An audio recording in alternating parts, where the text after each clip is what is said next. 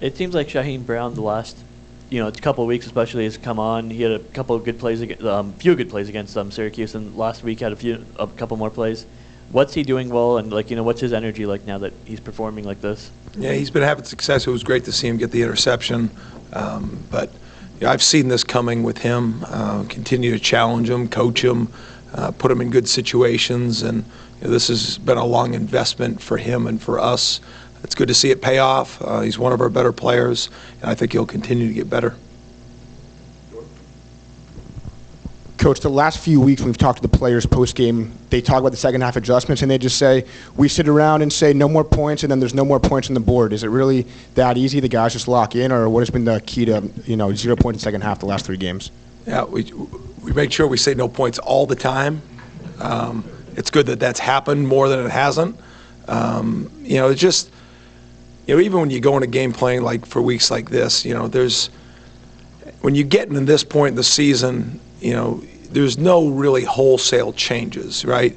But the small adjustments, the small understandings, whether it's going into a game, whether it's series by series, it all matters, But I think we do have a veteran group. And when you have a veteran group, usually the things that you say or the things that they see,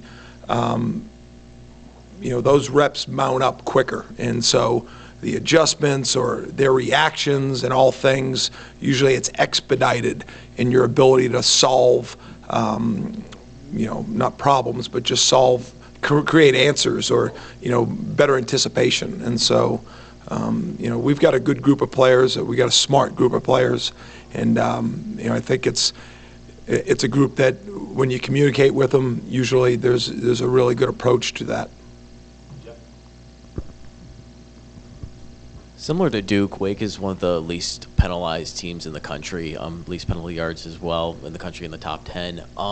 Does it help in the discipline sense that you are kind of seeing that in back-to-back weeks, kind of a team that doesn't really, give up a lot of penalties? Yeah, we don't really have anything to do with that, for our opponents, and I think what it tells you is you got 2 well-coached teams. Dave Clawson's been successful everywhere he's been. He's taken Wake, at a really consistent level, and I think he's one of the better coaches in the country. And I think how do you measure that? Penalties are one way to measure it, and so he's really good. He's done a great job there. Obviously, a lot of good things on defense in that game. The plays where they got the edge in the running game, is that multiple mistakes? Is it they hit the right play call at the right time, or what was going on there? Yeah, it's never the right play call at the right time because there's never a play where the edge of the defense isn't important to us. There's really, there was the biggest run of the day was just a big space crack replace, and I thought we had the edge set without the corner as well, but we couldn't get there. The ball bounced. We tried to go make the play, and our guy got kind of tangled up on a block and pulled back and whatever it was, but we got to go make the tackle too. A couple of the other ones, because when you're trying to set edges, you don't just want to run up the field and create a bunch of space because now you have the edge set, but there's a bunch of space inside for the next player to make a play. So you're always trying to set hard edges and firm edges, and our job is to take away all that space, and you can do that from outside in, and but then when you get decent backs and they bounce the football, you usually try to expand, and sometimes the guy's a little bit quicker than you expected.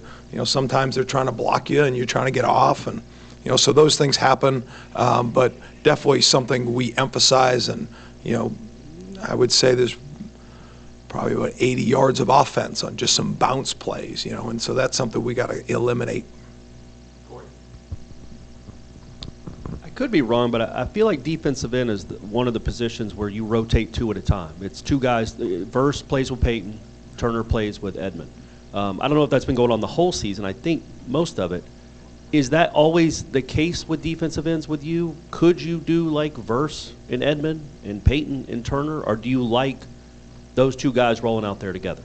It's really a good observation for you, Corey, because it's really happened a little bit more the last 2 weeks. It's not totally by design. Obviously, Pat and Jared played the majority of the snaps. You try to roll, Byron's got a certain play count we're trying to hit with. Gilbert has a certain play count we're trying to hit with. And really, it's meant early in the game to sub it in a four-way roll where it's usually not just Gilbert and Byron or Jared and Pat. Usually it's more of a mixture of the two. But as the game gets going, and if we're playing pretty good early down, you're trying to keep Jared and Pat fresh on third down too. So that's how that plays out sometimes. It's not by design going into the game, but based on rep counts and how the game's flowing, at times Jared and Pat will rest together. You're just trying to get them ready for third down too. Yep. I'm guessing that the rotation part is probably part of the answer to this, but what you guys have done the second halves these last 4 weeks particularly, how much of that is the guys seeing what happened in the first half and understanding what you guys want to do differently in the second half, or how much of it is the rotation, or why do you think you guys have been so good in the second half? Yeah, I think it's both. I think we played 21 players, significant snaps. When I say that, I'm going to say the 21st player was probably at like 15 or 16 reps. And so, that's 3 or 4 series. I think, Conrad, Omar were right there at the bottom of that 21 group but that's significant snaps in my eye. So when you're playing that many players, you're bound to be fresh. And so when's that going to show up? It's going to show up late in the game. It's going to show up late in the season. And, so I think that has something to do with it. But I do think we have smart players. And, just as the game goes on, I think those things start to pick up a little bit more, Before the season, you had said that Braden Fisk is someone you were excited for the fan base to see in action. The amount of energy that he's played with, especially this past week, I guess it's been pretty consistent, but for the impact he's making from just an energy standpoint, I guess, what has that meant to you guys on defense? Yeah, I'm really glad you notice it. And, because when you are rotating guys, when you are having impact, and, the last couple of weeks, third downs, we've been really good, but they're not typical third downs. You're still getting a lot of run game and quick game passes. And so maybe some of the impactful stats that, the outside world just judge people on, of sacks and hurries. But Braden shows up in so many ways, he's working his tail off on how he's playing. He's loved by his teammates because they just see him on Sundays and Mondays and Tuesdays and the work he puts in, and then that stuff shows up on Saturday. And he's been a force for us. He's somebody we rely on. We're trying to keep him on the field as much as we can, but keep him fresh at the same time and get that balance with Braden. But, we've got packages with him at defensive end, that we probably haven't used that much, but we're ready for that. We've got things to try to get him centered up in one-on-ones. And, I think the world of him because of how he goes about his business and the smile he has on his face. Plus, he's big and fast. When Coach Norvell is so aggressive on fourth down, does that give the defense confidence knowing how much the coaching staff trusts them? We trust Mike and whatever they do, and then we go out and react. There's a lot of times those things work. We get first downs, we go down and score. When we don't, then it's our turn. That's how you look at it. There's times that, we need them to pick us up. There's times that they need us to pick them up. Sometimes that our kickoff return team needs to pick up the team. And that's just part of being on a team. Anytime your team's lopsided on one side of the ball or lacks a phase, that's going to show up in big games. But when you're really balanced and you're good in a bunch of different ways, situationally, on both sides of the ball, that's how you wear down teams. And that's how what happened in the Duke game happens. You get a bunch of stops in a row, you start creating some big plays on offense, you take a kick return back. I think that does come back down with how we use our guys in the special teams too, because they're interwoven. You look out there and you got Kevin Noles playing next to LT on punt pressure. You're punting the football, and you see Ja'Kai Douglas covering a punt next to Azarie. That's just the best of our team, and I think that helps intertwine the belief in our guys, and whether that comes to going for it on fourth down or needing stops in 2 minutes, I think it's just good and indicative on what this team is. With Wake, how different are they if it's Griffiths versus somebody else, and what does Griffiths do well at quarterback for them? Yeah, I don't think it was by plan they've played so many quarterbacks. I think they've run into some turnovers, they've run into some injuries. I think what's helped them is, even though they've had to play a couple more people behind the center than they've wanted, they've been so consistent in their scheme and their execution throughout years that they can go back and they've had a lot of success at quarterback at Wake through Dave's Coach Clausen's time there at Wake. And, I think they went in the season, with Griffiths as, the quarterback that was the heir apparent. They've run into a few issues with, I know he's been banged up and has turned the ball over a few more times than they've wanted. But they've got a good staff over there. I'm sure they're working to get it figured out. And, I think that offense has had a long history of success. So, it brings its unique challenges.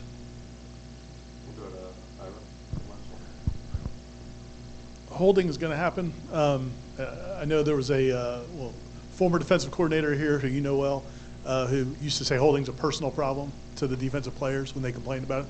But what do you tell guys, and how do you evaluate plays when that happens? Yeah, I mean, our job is to get off blocks and make tackles, regardless of the technique. And I know this: if you're comfortable being held, you're never going to get it called. And so it's just about trying to create block destruction, get back off of blocks and go make a play. And, I try not to even address it. I mean, Mike deals with the officials, and, I try to deal with the players. And just, we just got to get off, and that's part of it. And, there are things out there that get called, there's things that aren't. And you just keep it moving and make sure the technique and the effort is what you're coaching. It's a bonus question for you. It is the second week in a row you're not quite sure who the starting quarterback is going to be. But does their offense change from one quarterback to another? I know you were addressing that a little bit. And did Duke's change much? Because it's not like he lit you up with his arm. So what really changed when Beeline came into the game? And do you foresee anything changing depending on who these Wake quarterbacks are? Or do they have a similar skill set, I guess? Yeah. You want me to do the Duke one? Sure. Okay. Yes. So bonus. I'm on you. But it's great questions. As far as Duke, you could just see the confidence. I mean, they allowed Riley probably a little bit more at the line of scrimmage, and when, the younger quarterback came in, I mean, they were trying to protect him. I know the 4th and 3 play call was just what they thought needed to be done, but, it was a little bit different. The style of the offense is still the same. I mean, the formations, it's not wildcat. When people sub that guy in, that's what's going to happen. There are strengths and weaknesses to each player, and I think a play caller's job is to get that player comfortable. But you don't want the other 10 to have to change. With Wake, I think, it's the same offense, but you could see, obviously, in the past, they've had some quarterbacks that just operated at just they were always ahead of what was going to happen, because whether it was the skill level or the talent of that person, or it was just, how comfortable they felt. I think as Wake moves forward and, they've had a couple people behind the center, the good thing for them is all these guys have been in the same system. I wouldn't say the offense changes much, but, there were even that last pick game where they had a different starter.